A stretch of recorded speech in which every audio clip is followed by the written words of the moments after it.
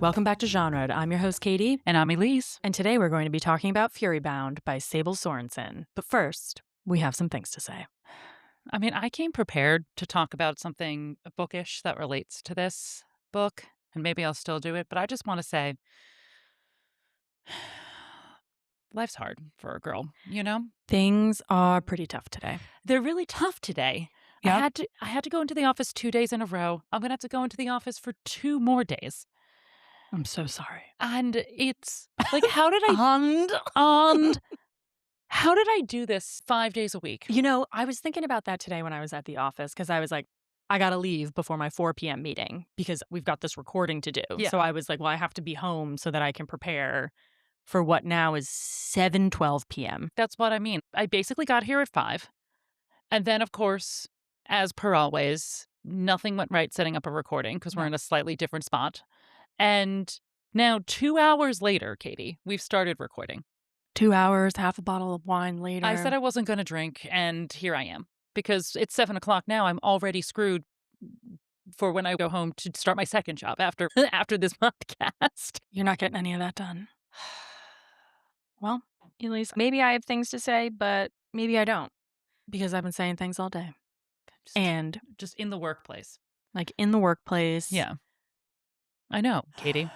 And I know this sounds like real first world problems. Like here we are, 2 white ladies with a podcast about books, just crying about our white lady corporate jobs. Like, I get it. I understand. Okay? But it's I tough. understand what it sounds like, but that doesn't negate the fact that it's tough out there. I want to jump out a window. Yeah. You know, and I said we weren't going to put the air conditioning on because we're recording, and now I'm getting hot because I'm drinking wine. I know. We really can't put the air conditioning on. I don't think we can. That's sound pollution? Yeah. So, you know what? We're going to make this a very tight and right We're going to make this episode. podcast tight and right. Yep. And we're going to jump right the hell into things. All right, let's just jump right the hell into things. We're usually better than this. Not this week. Not this week. A lot of things happened. They were Yeah. your fault. They were my fault. We were supposed to record on Sunday, and then, quite frankly, Hungover. I was too hungover. And that hasn't actually happened in quite some time. But I really had a hootenanny on Saturday. And then I pulled you out into my hootenanny. Yeah. You were going to just stay home. And then I said, nah, Kay, why don't you come out and join the second half of my hootenanny? Yeah, and I did. And you did. And you did. I was like, well, I'm not doing anything else. Why not? Hoot and nan. Yeah. And so we did. We hoot and we nanned. And we day drunk. And then I was like, I'm so sorry, I can't do it Sunday. We'll do it tomorrow. No, Elise had a plan. No, She didn't put in the shared calendar. I didn't even put in the shared calendar at a birthday party I had to go to. Totally forgot about it until, honestly, lunchtime, right before the dinner. I was with coworkers, and you know what I did all of a sudden? Somebody just said something. It just clicked in my head that I forgot that I had this plan. And I just went, fuck. Yeah. And so many of my bosses just turned around to stare at me. And I'm like, doesn't have to do with work. Just give me a sec. And then ran across Italy to just try and call my sister to tell her how badly I messed up recording a podcast. Yep. You know, what can we say? We're just girls. We're just girls. And we're trying to make it work. We're trying to make it work. But okay, you know what, Katie? Let's get the damn thing done. Let's get the damn thing done. Okay.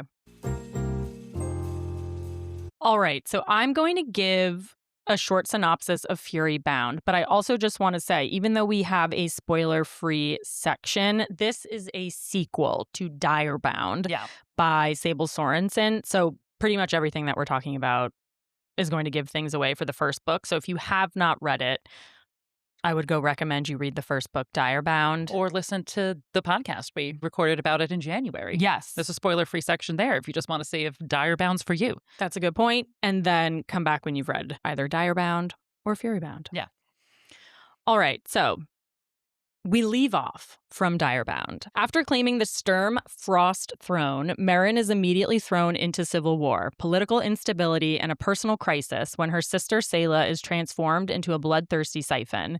As Killian uses stolen magic to brand her as a murderer and fracture her kingdom, Meryn and Stark must journey into enemy territory to find ancient divine artifacts that may be the key to survival, or the thing that destroys everything.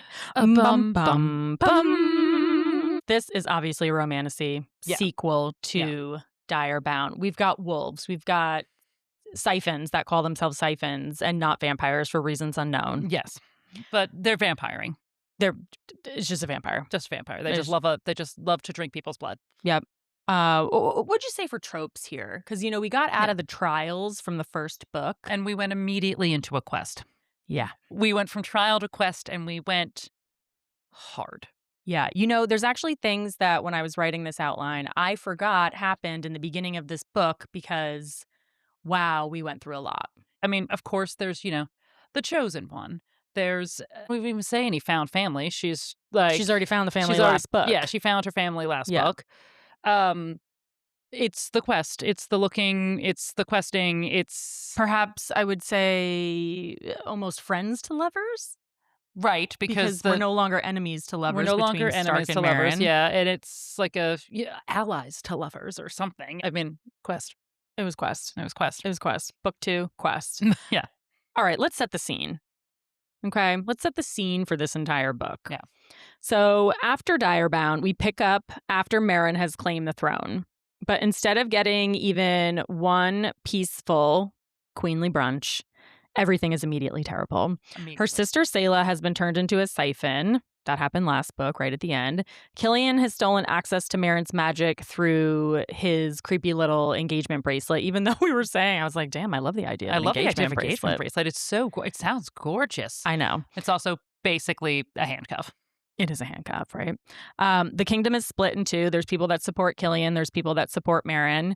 And Meryn has to prove she is the rightful queen while actively trying not to accidentally kill people with shadow magic. Yeah, no control over that shadow magic, And baby girl. Honestly, shadow magic became a huge thing in this book. We got a new shadow daddy. Anyway. Shadow mommy. Ooh, I'm a mommy. I'm a shadow mommy. I feel like the summer is the right time for that. Just like any summer is the right time for I'm a mommy. I'm a mommy. Okay. The world also expands in a big way. So last book we were focused predominantly in Nocturna. So we move from the internal politics and trials of Nocturna into enemy territory, Astriona. This is who they've been battling with in what feels like a civil war forever. It is truly forever. Like, it's happened way before Meryn. It was going on for, I think, I don't know, at least 500 years, honestly. Truly, the 500-year war. And the history of the Siphons, ancient divine mythology, and the mystery of goddess tears play a huge role in this. So the vibe is much less Deadly Trials and Magic School, and more young queen inherits a disaster kingdom and has to go on an artifact quest while everyone around her is either betraying her, proposing to her, or trying to make her a god-adjacent weapon. Or dying. Yeah. And then when we get into characters, maybe we just run through the basics, and then we've got some new friends along the way. Actually, one quick thing before we move on from setting the scene, which I think is important, is that this book, unlike the first book, is dual POVs. Yes. So you get Meryn and you get Stark. Yeah. I don't really know if I have anything to say about that. I mean, I liked it, but I do think it's weird when it moves POVs from book to book. I mean, SJM did it a bunch of times too. It's not like it's new. I just feel like if you're going to dedicate some time, you know, to really building up your character, and then it's not going to be like a really big multi-person POV if you're just going to give the love interest some chapters. I'm sometimes just like, I don't know if we necessarily needed it. I did like it. I liked hearing from Stark, but it was an interesting move. And also, this is clearly not a duology. No. We've said it once, and we'll say it again. I have some things to say about that in the spoiler section. Yeah. Because petition for more duologies. Petition for more duologies. My God. All right. Let's kick it off with some characters, right? We got Meryn and Stark. I mean, as a reminder, Meryn, pit fighter who got bamboozled into becoming... Bamboozled. She got bamboozled. She thought she was doing it herself, but she got straight up bamboozled into becoming a wolf rider. Man, they have a name and I forgot it. Bonded. Becoming a bonded. Yeah. Had some rough time with her wolf in the last book. And then realized that not only did she get bamboozled into becoming a bonded, but she just basically she'd just been bamboozled her entire life. Well, she bamboozled herself into being a queen. She did bamboozle herself into being a queen. Unfortunately. And everybody was basically lying to her. But at the end of the day, she is still pretty badass. But a bamboozled badass, for sure. A bamboozled badass with a little too much heart, one would say. Yeah, I mean, if you're going to be leading a civil war, it feels like it's really hitting her hard. She's got to make tough choices. Yeah. And then Stark, our shadow daddy love interest, right in the middle of a wine sip, is, like I said, like more present in this book just because we have his POV, but he's also, I mean, he's not bamboozled, but he's a little bit wishy-washy in this book, I want to say. I think he believes that he is sworn to protect the queen and duty, honor, all that yada yada. Yeah. And I do think some of that clouds his judgment, but to be honest, he kind of like lets Meryn do her thing. And well, he's very much the I'll support you to do anything sort of gal. Yeah, but he could have an opinion. I'd honestly appreciate. You wanted him to be a little bit more opinionated? Yeah, like you could. Yeah, I can come see on. that. You were such like a dick in book one. Yeah, he was such a good foil in book one. Like, obviously, if you read a romantasy, you knew he was going to be probably the end game, just because that's how romantasies work. But in this book, you're right. He was less of a dick and more of, again, like, I worship you. Yeah. I'll die for you. That's the trope. And then another group that I want to remind you guys of is Venna and Isabel. Yeah. So those are the twins that Meryn first meets in the beginning of Direbound, that she kind of makes the jaunt up the mountain. Yes. For the whole bondage spiel. Yeah. They jaunt together, and they're twins. They're sisters, and are part of Meryn's inner circle. Yeah, and Venna is hard of hearing and speaks sign language, which I Mm-hmm. think is a very interesting thing to put in the book. Yeah. And then we have Nomi. Oh, yeah. Which was making me insane because I wanted to call her Naomi. I wanted to call her Naomi when I was reading the book, but listening to the audiobook, her name was pronounced Nomi. Yeah. And she's introduced in a way that could kind of seem that her and Stark have some sort of romantic past. But we learned pretty early on that they've been nothing but friends. Yeah, they're basically brother and sister. Yep. They grew up in the same shitty household, basically. Oh, just a quick wine break? Sorry. Just a quick old wine break? Can you give me a little bit of wine? Yeah, also just this episode is brought to you by the wine from the Finger Lake region. Oh, yeah, the Leon Milo winery? Oh, no, that's the name of it. The Tabora winery. The Tabora winery. Shout out Lori. Ely's saying she's not drinking. Here I am, just coming into your camera quick. Yep. Hi guys. This is a loose episode. This episode is loose. This episode is loose. We're absolutely a mess. It's not even because of the wine. It's because life is tough. You know, our good friend Mike said that sometimes we should keep in some of our loose moments. I know. Because we do a lot of fighting that we cut out of this podcast. Yeah. There's a lot of times that me and Katie are just looking at each other and fighting. And we say, no one wants to hear that. And maybe you guys do. I don't know. Who knows? Yeah. What do we know? Let us know in the comments. I'm going to say for next character. Mm-hmm. One of the new ones? Yeah. I think the big new one is Lucien. Okay, yes. Yeah. So Lucien Brightbane is the siphon king, essentially. Of Astriona. He's the one in charge. He was what everybody thought was the big bad. Basically, like we're fighting against the siphons and Lucien Brightbane forever. Yep. When they start questing into Astriona is when we meet him. And I think when we even go to the spoilers section, we'll talk a little bit more about Astriona. Yeah. But so Lucien is the next new. Yeah. And he is the brother of Alistair Brightbane, who is the person who is inhabiting Killian, the prince that Meryn was in love with, who became the king, and then the siphon came into him, and then I feel like Mike's hit you more often than anybody else, Katie. I hit my nose on the mic. I know. He just wants Alistair gone. Because they're brothers. Because they're brothers. Yeah. They are brothers who hate each other. They're brothers from the same mother. Brothers from the same mother. Alistair is the oldest. Lucien is sort of like the wild child. Oh, yeah, because he was like, I'm the spare. So He's I don't the have spare. to. It's like, I don't have to worry about anything. Yeah. And then Okay, never mind. shit went down. Yeah. And now Lucien has been in charge for 500 years, fighting. Yeah.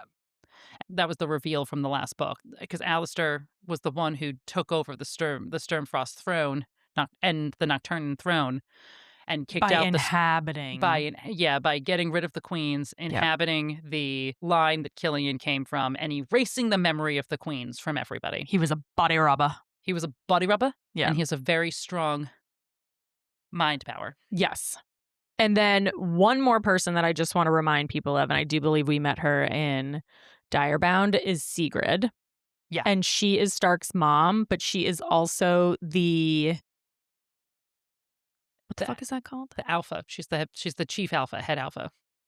Yeah, it's called something.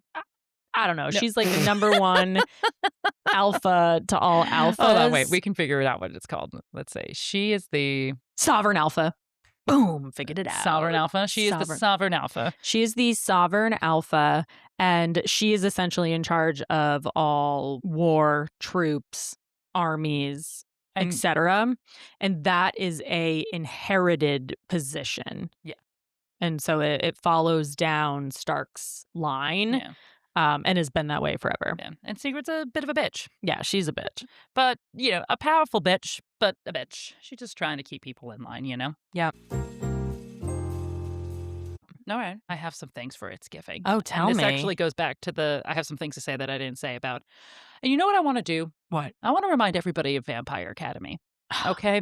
We love it. And this is a formative text, I find. If any of the romantasy books that have anything to do with vampires, you might as well just call them all Strigoi at the end of the day. And I think we're forgetting, all right, the formative text that is the Vampire Academy.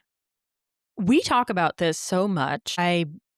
I hope people have read the Vampire Academy. I think it should be required romantasy reading for anybody. Rachel Mead. Yeah, it is a YA series of, I don't know, possibly 20,000 books. I don't know exactly how many there are, but there are definitely more than 10, and there's a bunch of spinoffs. Yeah, and they have a special place in my heart because they were the first books I ever listened to on audiobook. Oh, I never listened to them. Yeah. Speaking of how hard it is working, one of my early terrible jobs. Oh, gotcha. And the only way I was getting through the day was listening to Vampire Academy. Wow. You must have been rich buying books like that on audiobook? No. In fact, audiobooks used to be cheap as fucking hell. You would buy the Kindle book. There was no such thing as Kindle Unlimited yet. Okay. So you would buy the Kindle book, but the Kindle book would be $11. And it would come with the audiobook. And it would come with it. It was free. Did you read them when we lived in Astoria? Yeah. That's when I was reading them, too. Yeah. Oh, I didn't know this. You didn't tell me that trick. I know. Well, yeah, maybe I didn't tell you that trick.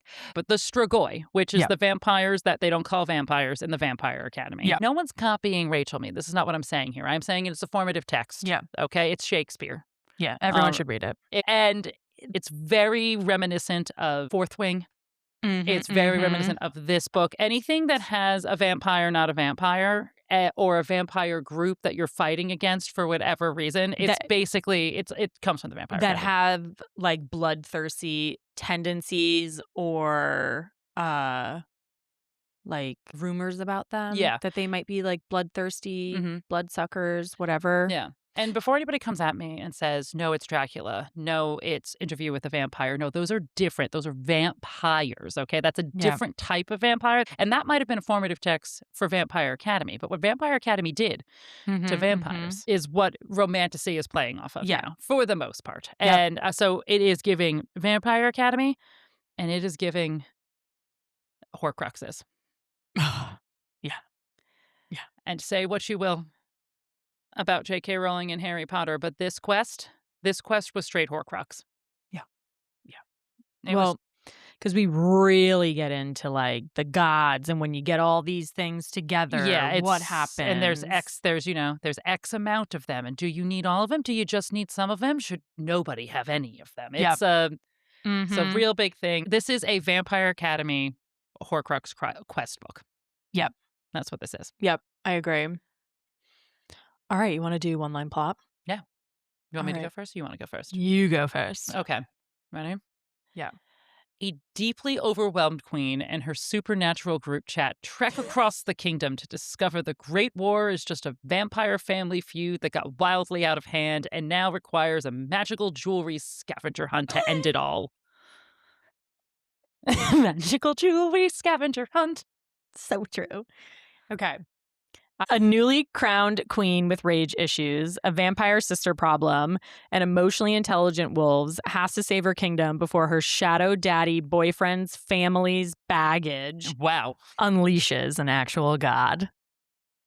That is very good and a tongue twister. A tongue twister. A tongue twister. I You don't know wrote what- yourself a tongue twist. Yeah. I was like, haha, shadow daddy, but you had to focus. yeah, I made it really Yeah. too confusing. Okay, high level. Did we like this book?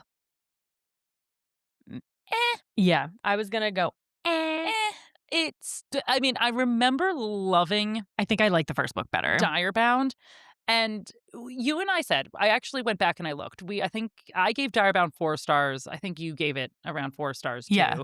And the only reason why I said it wasn't like a 5-star read was because I guessed all of the twists. Yeah. But in a way, it was like a blueprint of a romantasy book. Yeah, And it I was felt like, good it to felt read good. it. It was like a warm hug of a romantasy book. Yeah. It was nothing necessarily new, but it had a lot of fun twists on everything that we love about romantasy. Yes. And nothing about this book felt fun, I think, is what it came down to. I felt like I was getting through it. Yeah. It took both of us a really long time to read, Yeah. which is also one of the reasons why we're recording the way we're recording right we're now. in this position that we are in right now. So, I have some additional spoilery thoughts. Yep, So maybe we should jump in. Okay. Let's sound the spoiler alarm. All right. Spoilers. Okay. I can tell you at least right now, the moment that I was like, God damn it, this book. Yeah. And I bet you know what it is. And it's when we went on the fucking quest. Yeah, as soon as the quest happened. As soon as the quest happened and we got out of Nocturna, I was like, I don't want to do this anymore. And this raised a lot of questions within me. You were just like, why do I hate quests so much? Yeah, and I hate quests. You do hate quests. I really am not interested in quests. And I'm sick of them. And then B, I know we talk a lot about how romance has the beats of the genre. Yeah. And I would say like this book is following the traditional beats of romantasy. Yeah. And I find I don't like that. I don't like knowing what's coming next. Like, I knew we were going to go on this quest. Something was going to happen with this quest. Clearly, this wasn't a duology. So then quest is going to happen. Something's going to go wrong. And then yada, yada, third book. Yeah. And that's where I am with this book. When did you think the quest started? The moment they left Nocturna to go to Astriona. The moment that the woman who ends up being her dad's lover, girlfriend was just like, but King wants to see you, and then they decide to go to Astriona, like that part? I would say that part was interesting. Yeah. And then everything that happens after. For me, I think it was as soon as they realized the moonstones or whatever. I'm forgetting again. It doesn't matter. The opal necklace that she had for all of Goddess that tears. Goddess tears, thank you. The goddess tears, which, to be fair, they look like opals. So I think so. As soon as they realized that there's more than one and that they're incredibly powerful and we got to collect them all like they were Pokemon, I was like, oh no. Wait. Like, when, honestly, though, I kind of figured that when that crazy priestess lady was like, ooh, what's that? You got one of those? I got one of these. And Meryn, give it to me. And then she was like, I'll steal it. I'm going to steal it. Yeah. Like, when she was doing Little Mr. Grabbies, I knew that they were going to be important in some way. And then I eventually, I knew that that's what it was going to be. It was really when they got on a boat. I was like, oh no, we're going to, okay, this is a huge quest. Huge quest stuff. Huge quest. Can we talk about some plot twists? Yeah, Because let's get them out of the way, because I also want to talk about these plot twists so we can talk about how this is not a duology when I thought it was, and I don't know why I thought it was, Katie. I didn't think that from the beginning. I thought this was a duology for whatever reason, and I didn't go any deeper like when this book came out. But Wishful thinking. Yeah, but hit with the plot twists. Lest us not forget when Isabel dies. Yes. I think the quest overshadows what is a really good first quarter of this book. That is exactly what I was going to say. I thought, I was like, whoop, whoop, what? It's when I have to go back on my Kindle and be like, shit, did I just miss something? Did I, like, when something crazy happens that I have to back up and read it again, that is Isabel dying. And I was like, wait, is there a way out of this? Like, what's going to happen? And then I realized, oh my God, no, Isabel's dying in the first quarter of the book. Yeah. Who's her bestie? And like the comic relief. Yeah. Also plays a big really character. big role. Yeah. In the first book, she was also very much the voice of the audience. Like, we wouldn't have known what was going on if it wasn't for Isabel. And then when Isabel dies, she takes the other comic relief. I know, the funny guy. The boyfriend, with her. Because he gets so mad that he goes over to the dark side. Yeah. Never hear from him again. No. Never Where'd he go? No idea. That to me is when I was like, basically Isabel dies and then shortly thereafter they go on this quest. And I was like, oh, this is not sticking with the kind of thing that I'm interested in. Yeah. I still find it very interesting because a lot of popular romantasy books don't do this anymore. When they kill a main character, when you do truly feel like, oh, anybody can die. And that's like a bit, that was interesting. It was a bit of a risk. It was. I thought that was a good twist. Yeah. And then I felt like we got very formulaic after. Yeah.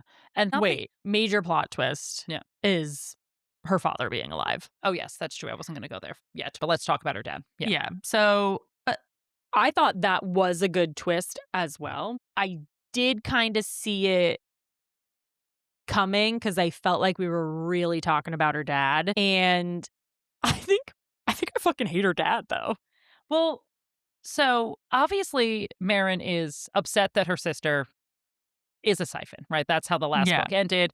Turns out, though, that surprise, siphons aren't as bad as everybody think they are. As Selah can tell you as she's working through, you can just drink animal blood and it's fine. It's giving Stefan. It's giving Stefan. It's giving Vampire Academy, where they also figure it out. When we find out that her dad didn't die all those years ago in the war, but was just turned into a siphon and then fell in love with like the general siphon. Yep. And that's why he never came back. I was just like, well, dick.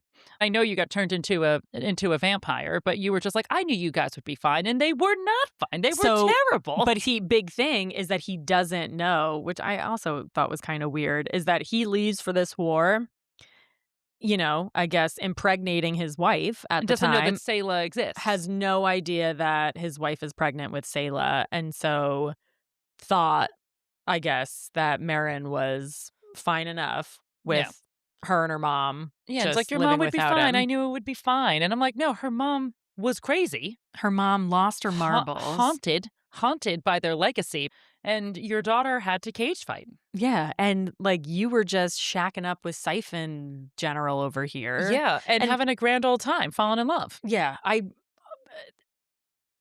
liked the idea that he was alive, and I hated his attitude. Yeah, I did hate his attitude. I hated his attitude. Very blasé.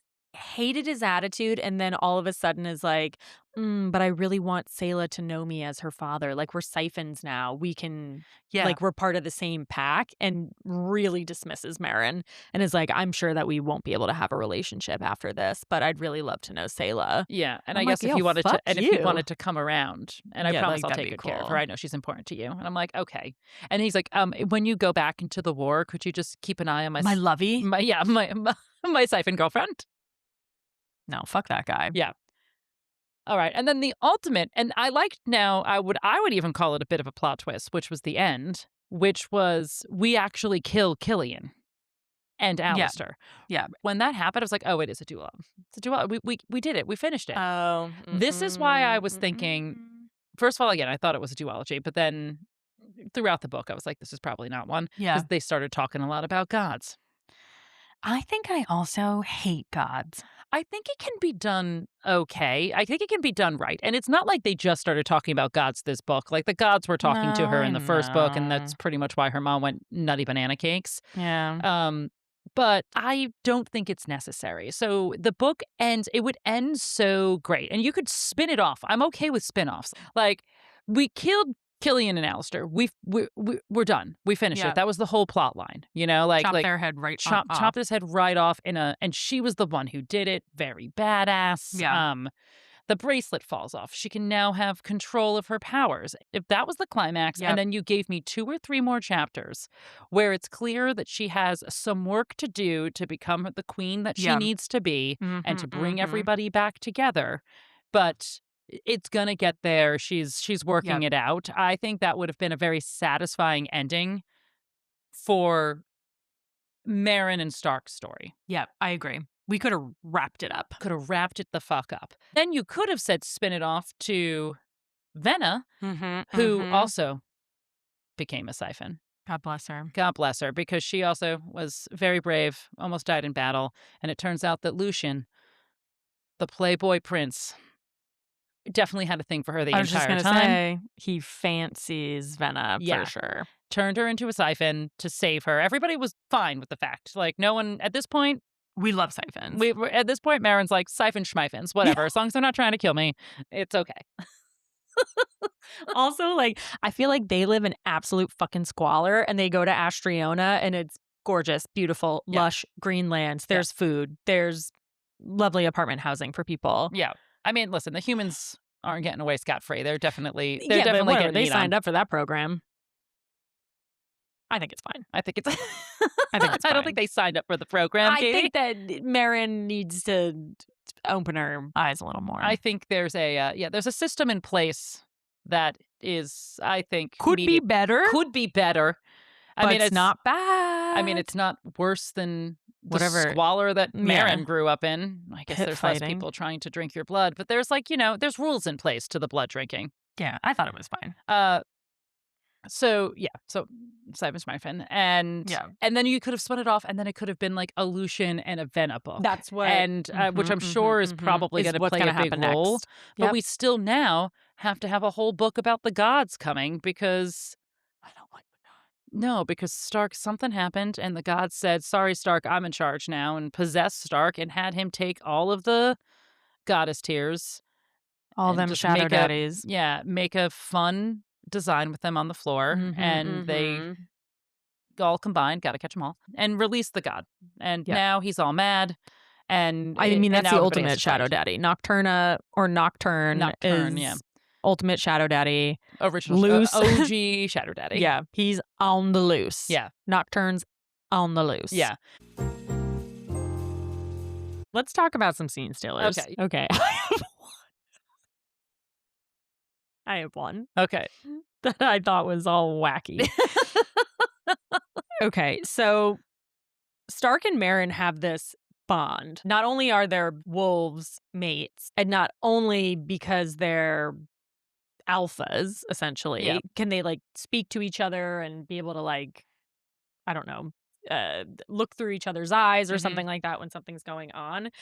But there's one sexy scene that I was like, I hate this. Oh my God. I hate this. There was this one sexy scene where like Meryn's seeing through Stark's eyes and Stark seeing through her eyes. And I was like, this is so Everybody meta. is feeling what the other one is feeling a smut feedback loop. Yeah. And I was like, this is a little much. I remember I was driving in the car and I was like,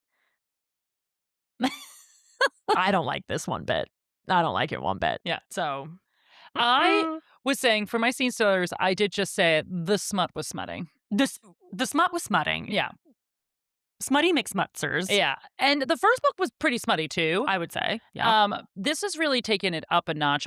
As a girl who loves a smutty book, I thought it was good. I have nothing bad to say about the smut. Definitely took it, I think, a little bit further than a lot of like popular romantasy books. We're not talking like, 5 chili peppers here or anything like that, but it was pretty. I'd say like 4 chili peppers. I'd say like 4 chili peppers. Yeah. Yeah.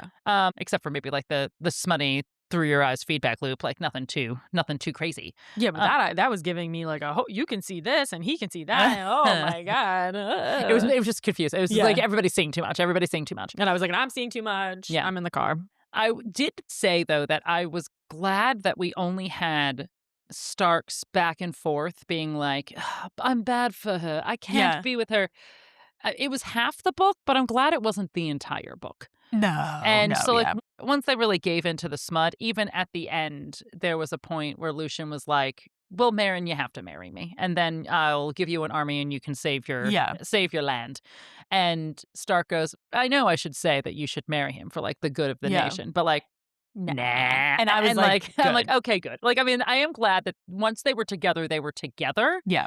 So that made me feel good. I am certain in the third book that shit won't last. Again, I think they're endgame, but I think it was setting it up for relationship drama. Oh, you don't think they're going to sit strong through the third book? Well, I mean, Lucian's not going to be the issue because Lucian's going to be with Benna. No. I think that they're gonna be together, but I think this is their third act breakup is the fact that Nocturne can like shadow puppet Stark. Stark. That's a fair point. So. Or do you mean he's basically become Strigoi? No, they can't shadow puppet. No, but I mean, like, it's the same thing. It's like the love interest always becomes a vampire at the last second in Vampire Academy and vampire books. He didn't become a vampire. I know he's not becoming a vampire. No, not the same, Elise. Stop comparing it to Vampire Academy. I also one of my scene stealers was Lucian's welcome party when they first got there, and I was like, I fucking love this place. It was a good intro to Lucien. Yeah. Not only the way the party was happening and how these siphons, who are very in control, not killing humans, but definitely feeding off of humans, and he like brings her into a vision and is just like, first, before you see why I hate my brother so much, you can see me having an orgy. It was a good intro to a very important character, and it gave like a lot of context about Astriona, and I appreciated that. I would say, like we say in Off Campus, Allie was the star of Off Campus, the TV show. Lucien is the star of Fury Bound. I would agree. Yeah. And I'm like, hell yeah. Astriona sounds like a hoot of a good time. If you're a siphon. Yeah. Well, I think it's fine. And then one last thing, which is, I don't know if it's a plot twist, scene stealer, I thought it was interesting, is that Sigrid, Stark's mom, ends up dying. Yeah. And so during this battle, all of her powers, I guess, as being that sovereign alpha, float down to Stark. Yeah. And he wakes up and he's just like, I'm in charge now. Yeah. Check me out. Yeah. And he sort of had the power to shadow it up a little bit, but he was basically borrowing it or sharing it with Meryn in the beginning of the book. But then once Sigrid dies, he gets full shadow daddy. Yeah. And then, I mean, let's just talk about the end there. Yeah. Throughout the second book, this like shadow dream world becomes a thing, and that's how Meryn and Killian would talk to each other. So if Meryn was asleep, she could somehow get looped into this shadow dream. It was giving I think it was once again giving Harry Potter and Voldemort in a Horcrux. That's what I was thinking. No, it was giving Crescent City, Bryce's brother, who would go into the shadow world, and he was shadow sleeping with some gal, and then they met each other in real life. Rundanon. The Crown Prince of the Valbaran Fae. Yes. Okay. Yeah. Sorry. That took me a second. I was like, what are you talking about? Yes. Yeah. So it was giving that a little bit. But at the very end of the book, Stark and Meryn fall asleep, and Stark gets taken into the shadowy dream world. Yeah. But instead of Killian or anyone else, it's Nocturne, that naughty little boy. And he basically says, you aren't bound to the Sturm Frost queens. You are bound to me, essentially. Yeah. And so the shadows and all that power comes from Nocturne, who's the ultimate baddie. Yeah. Or maybe he's the ultimate misunderstood. No, I think that's Lucien. You think it's going to be? I think Lucian's like the Mr. Misunderstood. I think Nocturne's the ultimate bad. Yeah. I would agree. It's the vibe that I'm getting. Yeah. I know we sort of spoke about the tropes earlier, and again, not too many tropes in this book, but there was one little micro trope that everybody loves that there was sort of flipped on its head a little bit here. What? And so you ever seen like the "Who did this to you?" Yes. Yeah. And at one point, Meryn says yeah. that to Stark because, like, he, takes off his shirt and he's got so many scars and everything. Yeah. And she just goes, "Who did this to you?" And I was like, that's fun. Yeah. I'm a mommy. It was his mommy. It was his mommy who beat the shit out of him. Yeah. She was toughing him up. Yeah. All right. Should we give our final ratings? Oh, wait. One thing I wrote, I was like, this book was way too long. Oh, yeah. Well, actually, I think this goes into the ratings. Tell me your rating, Katie. It's 3.5 stars. I'm giving it a 3. Yeah. I feel like that's fair, Elise. Yeah. And that was part of it for me, too. I was like, really strong quarter. Yeah. First quarter. I don't even hate the way it ended. Yeah. I liked that we weren't just going to keep following Killian because he was honestly quite annoying. Yeah. Because Killian was bad. Like, and then, of course, was worse because he was possessed by Alistair. But, like, it was like Alistair was really bad, but at least he had a plan. Killian was just like, I want to be in charge and have everybody love me. And so I am glad that we just offed him right away. I just really wanted that to be the end, though. Yeah. The God portion of it, I'm uninterested in. I think I'm just sick of quests. Yeah. I'm sick of gods. Yeah. I'm sick of gods. And I want to petition for more duologies. Stop the book. Stop the book. Stop the book. Or I would love a series that was just a series of interconnected duologies. Yeah, I agree. I think like the Court of Silver Flames was kind of giving that because it was giving us romance interconnected. Yeah, like when okay, we're focused, and I appreciate that, and yeah. I hope that when we get ACOTAR 6, like we're getting another character group, and yes, we can all bring it back. That is a convention of romance series, right? Is that as I've learned. Yeah, is that you have interconnected standalones where the characters, the world is the same. The characters will make appearances. There can even be overarching stories that like last through several people's books, but you're really focusing on a different couple or a different group of people. And then sometimes near the end, you bring them all back together for an Avengers-like book. Yeah. I think I'm petitioning for more of that. I am finding, and I don't know what this says, I've been reaching for books that are outside. Like, I don't want to know what's coming next. I want to read something different. That's why I think I really liked Yesteryear and Strangers by Belle Burden. Like, just something that, I didn't see that coming next. Like, I don't, and maybe this is why I don't like romance novels as much, is I don't want to know the beats. Like, I don't want to know what's coming next. I want to be surprised. And for a book to surprise me, a romantasy book to surprise me at this point is rare. I know. I tried to, I guess I haven't officially DNF'd it yet because I'm always like, maybe I'll go back to it. But The Poison Daughter, which everybody was just raving about on TikTok, it's a very long book, and I'm sure it's the first in a series. I can't even think about it. I can't finish it. Like, I got halfway through, and I'm like, ugh, whatever. I know. Alrighty, Elise, what are we reading next? Next, we're reading Rumors and Whiskey by Victoria Wilder, and this is the first book in her new romance series, Whiskey Women, which is in the same world as the Bourbon Boys series, but we're focusing on like an entire different family. And the main love interest is somebody that we've met in the Bourbon and Lies series. The male main love interest is somebody that we've met in the Bourbon Boys series. I'm talking about it like I've read it because we were part of the street arc team for this book, and I have read it. I just finished the arc today, actually, yesterday. Oh wow, yeah. Get that on over to me. I can kick that on over to you. It comes out June 16th, I believe. So I think this will not be coming out next week, but the week after. Yeah, I think June 18th. So I'm excited for you to read and to chat about it. I know. I'm excited too. All right. Remember to rate, review, and subscribe wherever you get your podcasts. And remember, no genre shaming unless it's funny. Bye.